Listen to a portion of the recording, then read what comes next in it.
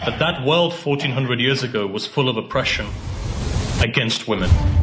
And here a prophet comes. If you bring him 1400 years ago and you bring him forward to today, if you look at some of the decisions that he made, they were revolutionary. In a period of time where they were selling women, what does he do? He empowers women. If Islam is here today, and this isn't just rhetoric, it's because of 3 women. Islam has survived today. If I'm here, it's because of 3 women. And all 3 of these women are from the family of the Prophet. The first one was his wife. The reason why Islam survived was the financial support of his wife. And that tells you today, in the 21st century, women are not allowed to work. Go back to the teachings of the Prophet and see. His wife was one of the greatest business individuals. I wouldn't say businesswomen, she was probably the only woman on the market. But she was the greatest. In our terms, she was a billionaire. She was a successful woman at the age of 35. And that's something that the Prophet knew, and that's the person he married. 25 years he stayed with one woman in an Arab society which saw a deficiency for a man not to marry 2 times. 25 years until he was 51 after his wife passed away, then he married again. One woman, second woman, his daughter. His daughter starts the very first social system that this world has ever seen.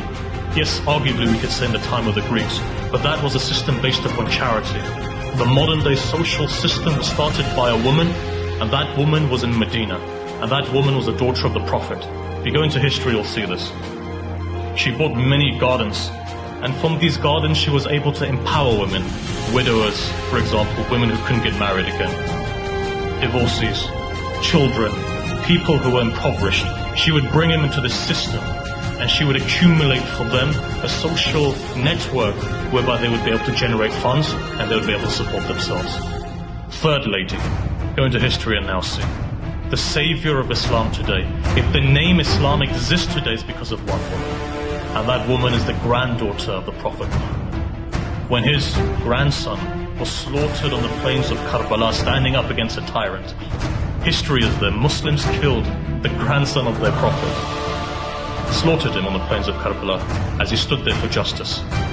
His sister stood up, and his sister made sure that the whole world knew who Hussein was. Today, if you find 1.5 billion Muslims, it's because of her. You just heard 20 million people gathered in Iraq for a pilgrimage to where? Karbala. What is Karbala? The shrine of this grandson.